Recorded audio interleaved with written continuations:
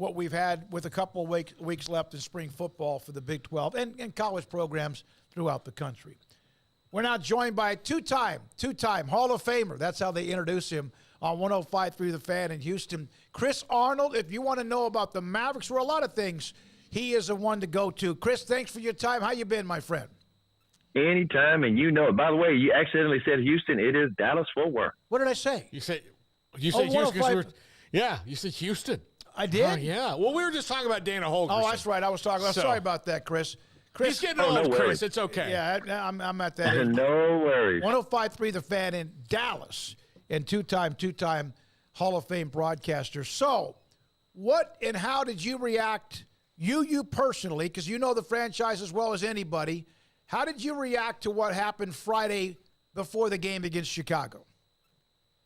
Well, it was surprising because they were trying to get into the play-in because the players were all committed to win. And by the way, the players had lost not the players, the team had lost all these games on the last possession for the last several months. I mean, it was like down the last possession. So it wasn't like everybody was ready to call it a season and getting blown out and making business deals and taking load management.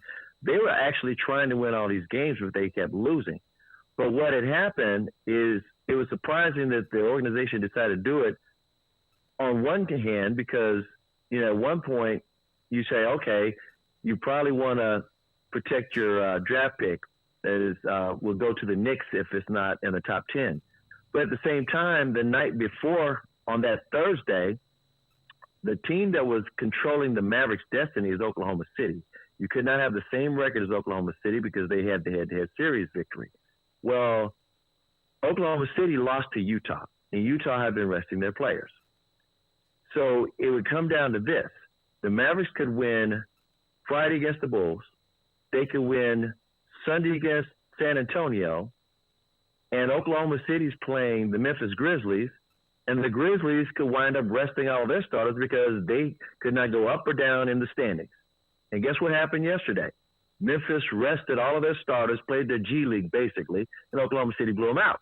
So what the Mavericks thought could happen did happen, and all of that playing it all out Friday and Sunday would have been for naught. So Jason Kidd seemed a little miffed at the time. Has that changed in the subsequent days? Well, you just can't go by press conference reactions, but he was because again, remember the players and coaches were trying to play it all out. They were all, that's what you want. You want your superstars, you want your coaches, you want them to have a conviction to win. What's wild is other organizations who didn't have a chance to do anything, they were, whatever they do throughout the season, Spurs, Rockets, Detroit, I can go on and on and on. In fact, the Chicago Bulls didn't even play their starters in the Friday game. It was crazy, but that's just the NBA nowadays. So didn't Dallas just beat Sacramento? Yes, they did, because guess what? Remember, it's all on Oklahoma City. Yeah. If the day they beat Sacramento on Wednesday, on Thursday, Oklahoma City loses to the backups. They beat the backups of Utah. Had Utah played their starters, perhaps Utah wins that game.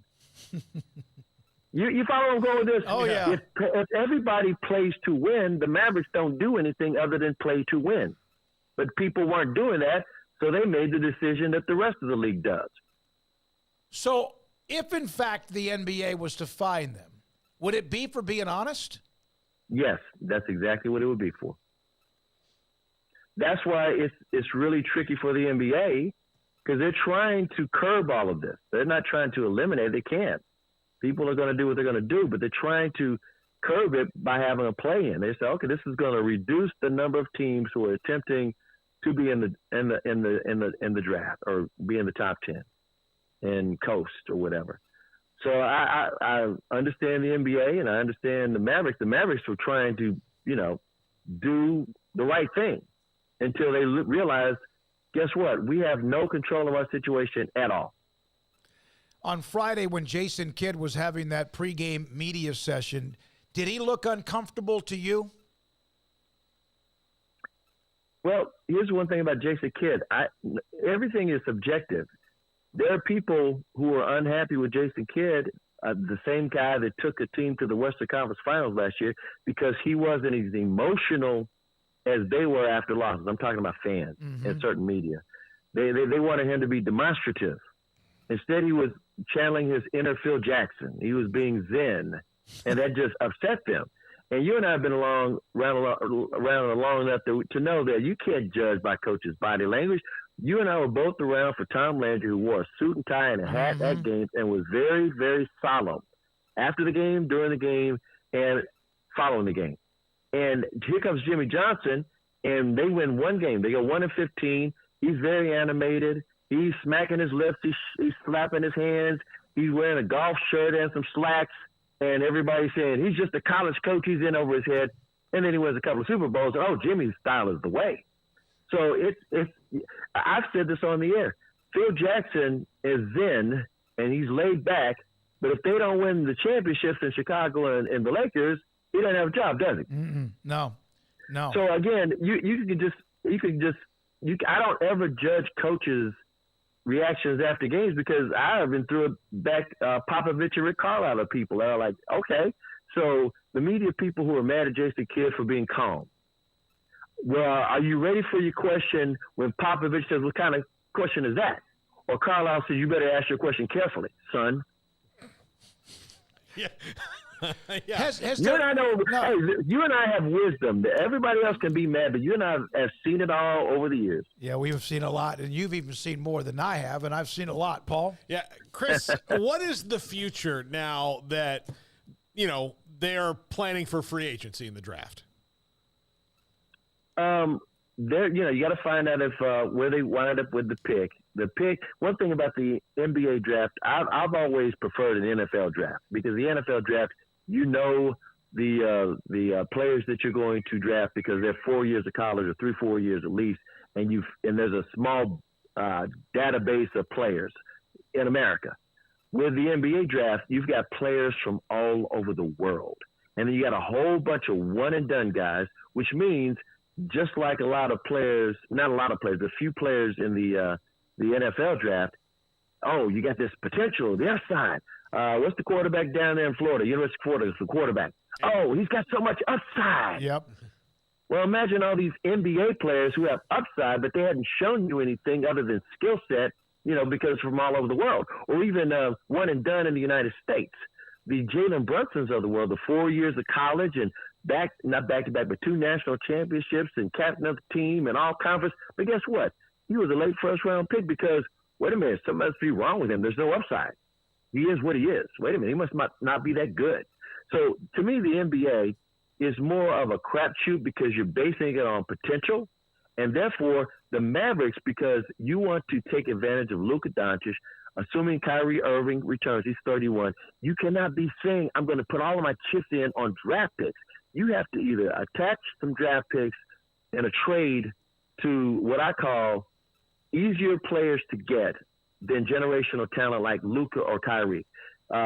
Before you got Kyrie, you want to match a superstar with Luka. There used to be this thing, okay, you want to get 2 or 3 if you can, 2 or 3. Now, you only really need about 2. But once you got 2 guys who are offensive greats, whether they're three-point shooters or drive the lane, whatever they do, it's easier to get 3-and-D wings or a center who can rebound and block shots. The reason I say that, I give you a comp with the NFL. NFL, it used to be all about the running back. Run first, and then quarterback manage the game, but it was all about the run.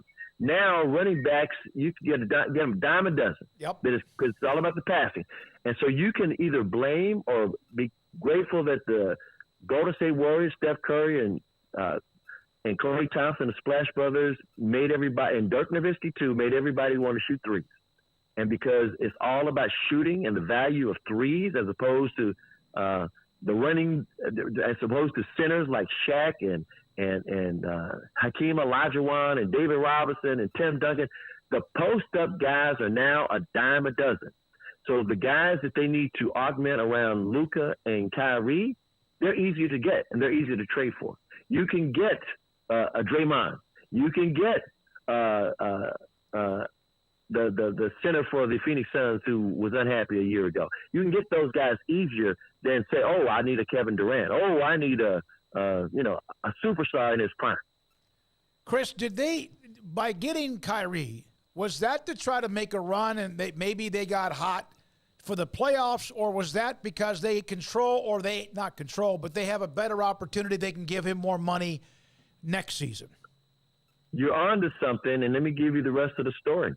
The rest of the story is, unlike a team that's just taking a flyer, I give you an example of Kevin Durant. Now, Kevin Durant did choose the Phoenix Suns, and the Phoenix Suns don't turn that down. They try to make it happen.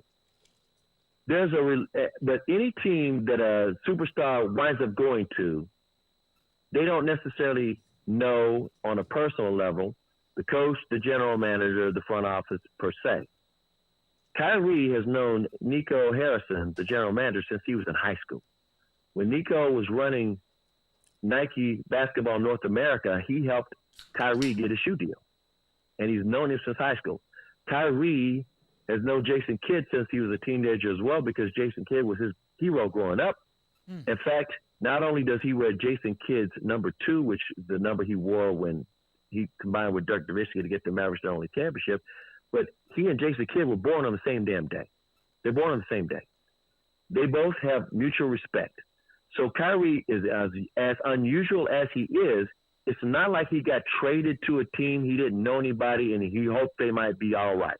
He and Luka get along great. They're like fire and ice. One of them is very chilled. That would be Kyrie. One of them is very fiery on the court. That would be Luka. But both of them are fun guys. Kyrie has been, you can ask any, you can ask all the fans, you can ask any of the media beat writers who've been with the team on the road and at home. Kyrie has been great. His reputation nationally does not match up what we see locally. And with that being said, the Mavericks felt like they had a greater chance than many to take advantage of a guy who's got insane skills. And with that being said, it wasn't like they just traded for somebody who's a great talent and maybe he'll like us. No, he already loves the coach, and he already admired and had a great relationship with the general manager.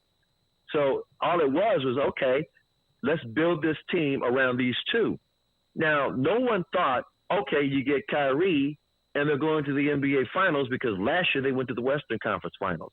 Nope, the Dallas Mavericks were in trouble this year because they weren't a very good defensive team and they could not rebound. This was not the same team. But they definitely were missing a Jalen Brunson type guard that could help Luka and be another threat that the defense has to worry about. And so they said, okay, we're going to get Kyrie and hope we maintain a playoff position and then add to it this summer. Well, it's kind of like when LeBron and Chris Bosh took their talents down to Miami back in 2011. It took them months before they got on the same page, and then they got rolling around February. Well, Kyrie gets here, and the offense was great. You can look at the analytics. You can just look up the analytics. Luka and Kyrie together, offensively, they're great. But the rest of the team wasn't any good. They could not stop anybody. They couldn't get any rebounds. They couldn't defend against a layup. Anybody could get a layup and a dunk on them. So they would have to outscore these teams. And unless everybody was shooting their shots, I'm talking about the rest of the team, hitting their threes or whatever they could do, they weren't going to win the game. And yet and still, it would always come down to a final possession, whether they won a game at the last minute against the Lakers, Maxie Kleber hit a three, or whether they lost the game on a crazy last possession. It always came down to the last. No, they were not getting blown out every night, which meant they were committed, but they didn't have the talent. In other words, you can have heart, but if you don't have skills, it ain't going to happen. Chris Arnold covers the Mavericks, Cowboys, everything, Dallas 105.3 The Fan, and also a two-time Hall of Fame broadcaster. Chris, we can't let you go without talking a little bit of Cowboys in the draft coming up. It's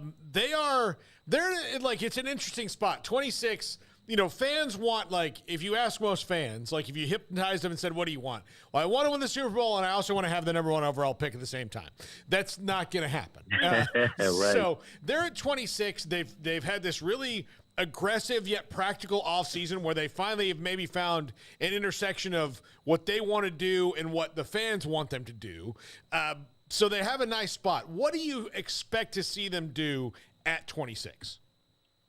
This is the best thing about what they finally have done in the last 15 years, which is make some moves in March.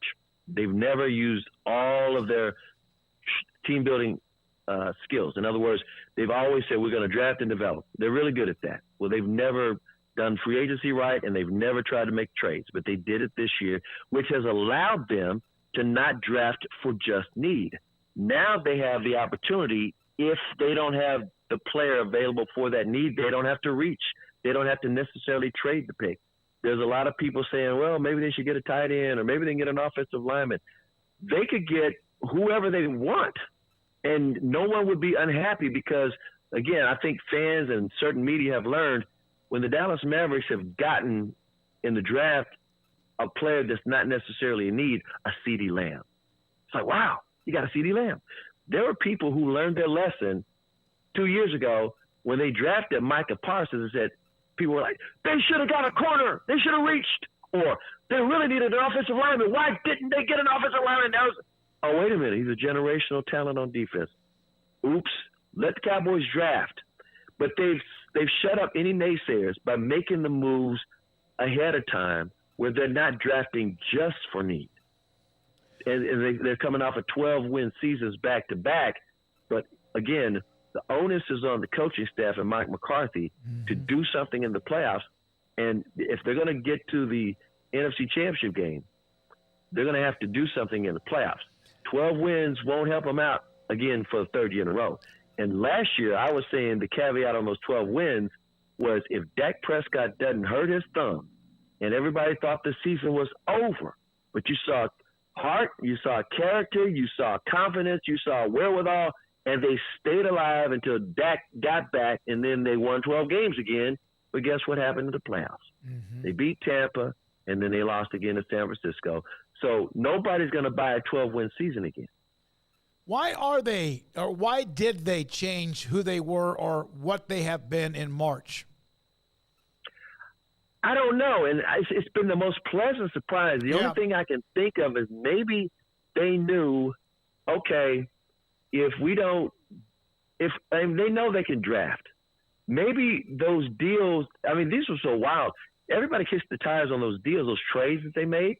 They were very sound trades. They weren't like, okay, this guy's got a big name and we're going to overpay. No. When they got Brandon Cooks, guess what? Not only did Houston eat half the contract, when Brandon Cooks signed, he adjusted his contract so he even cost less money. They got even more cap space out of it. And Brandon Cooks and Stephon Gilmore know each other very, very well.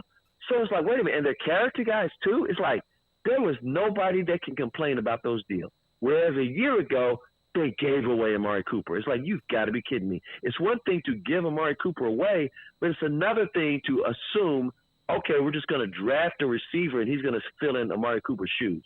And we're going to sign Michael Gallup on his hospital bed and he's going to be Michael Gallup again. That was so stupid. Maybe they learned the lesson from that and they said, you know what, we're going to be calculated aggressive because there's no need for us to give away Amari Cooper again. Or, in other words, not close the deal with a veteran wide receiver that defensive coordinators have to account for.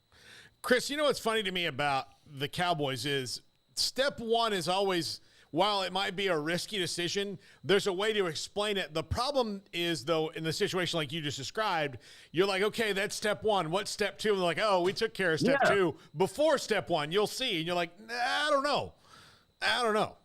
Exactly. This time they've done it. In other words, everybody said it. They've done it right. Last year, they just traded away Amari Cooper. It was like, whatever the reason was, it didn't make any sense. None of the reasons were valid to me. I don't care if you said $20 million was too much because all receivers were making over that last off season. So it's like, you got to be kidding me. And to only get a fifth-round pick, that's because you showed your hand and said we're moving on from him. And if you're playing poker, you never show your hand. It's about leverage. And so all these other teams are like, we'll just wait till you cut him. And so they begged basically Cleveland, and Cleveland said, we'll toss you a fifth-round pick, which is nothing. Bottom line was, if you were going to trade Amari Cooper, you better get a name receiver. I don't care if it's Julio Jones. You get a name receiver to compensate for the talent that you gave away. In other words, they took away talent. And even the Philadelphia Eagles, added A.J. Brown, which was a slap in the Cowboys' face. Your own division rival added a wide receiver when you gave away a great one. So I guess in a way, bringing up the Eagles reminded me, I think the heat of the Eagles going to the Super Bowl put a little bit more pressure on Steven and Jerry. I always blame Steven because Jerry kind of signs off. Jerry definitely knows what's going on, but it's Steven who's always complaining about, he's got the reputation of watching the budget and the cap can only be so big. The pie can only, he's the one that's always complaining about that. Jerry was a guy that was, where's the glory hole? I'm an oil guy. And let's throw caution to the wind. That's the way he used to do it. And then Steven's the one that said, no, we can't. So with that being said, I think maybe the Eagles getting to 2 Super Bowls in 5 years, which no one had ever done before. Howie got 1 championship, but he went to 2 Super Bowls, and their team is pretty much in place. You know what I'm saying? You still got your offense in place. With that being said, the Cowboys cannot let the Eagles go back to another Super Bowl or go to an NFC championship game, let alone win a division. So Steven had to do something, and I have to give him credit, all the credit in the world, because these moves were calculated and very, very smart. Nobody can complain about them whatsoever, one way or the other. Chris, last question, and you've watched when the Cowboys had their glory years. You mentioned Landry and then Jimmy when they had their run, and obviously in 1995 was Super Bowl, 30 beat the Steelers. Did you ever in your mind ever think it would be 28-plus years before they ever got back to a championship game, and that clock is still ticking? Never, but I will say this. I do realize a lot of people forget this. When they won that Super Bowl, Barry Switzer, and by the way, the players absolutely love Barry Switzer. They were mad at Jimmy, and Jimmy even talked about it when he finally went to the Pro Football Hall of Fame about how he didn't realize the players were mad at him because he always told them to block everything out and focus on trying to win, and then he was mad at Jerry and took the money and they fired. They basically had a divorce. Jerry fired him, but they had a divorce. And they were mad at Jimmy on quitting on them. And they were really trying to prove to the world that Jimmy was just the coach, that they were the talent and they could win without him. It had nothing to do with Barry Switzer. The media was focused on Switzer. Jerry was like, I'm tired of Jimmy's shenanigans. And by the way, me and Jimmy are real good friends. So it's not like I'm berating Jimmy. I'm just talking about from the player's point of view. I was embedded with the players, and I talked to them on the regular. And they were, especially Troy Aikman, he was very stressed out about trying to win a Super Bowl with Jimmy not being there. Because everybody kept saying, Galloway kept saying, and the media kept saying, they can't win without Jimmy. They can't win without Jimmy, and it ticked the players off. They wanted to win a Super Bowl for themselves. They didn't hate Barry. They just knew that Jimmy left them. And so they were relieved. I couldn't believe it. Those guys, when they won that third Super Bowl, remember they didn't get it 3 in a row. They got it the 4th year. They were relieved, and I'm like, you're supposed to be happy. I kept saying, you better enjoy this. The journey is the reward. I was talking about the players. They may not ever win another Super Bowl. Not the whole damn franchise. Right. Who knew? The whole franchise would never win another Super Bowl. Yeah. I was telling the players, you better enjoy this. You may never get another Super Bowl. Absolutely. And they never did, and the franchise never did. Yeah. So that was my only clue about, I've always said the journey is the reward. You better appreciate this. Chris, great stuff, man. I'm glad I got a hold of you. I'm glad you could be a part of it with Paul and me. We appreciate you so much. And have a great night, great week, and we'll talk to you hopefully down the road. You know it, and David, anytime barbecue is a sport. You know that. Yeah. Barbecue is a sport. Absolutely. It is a sport. Chris Arnold, two-time Hall of Fame broadcaster. And whenever we have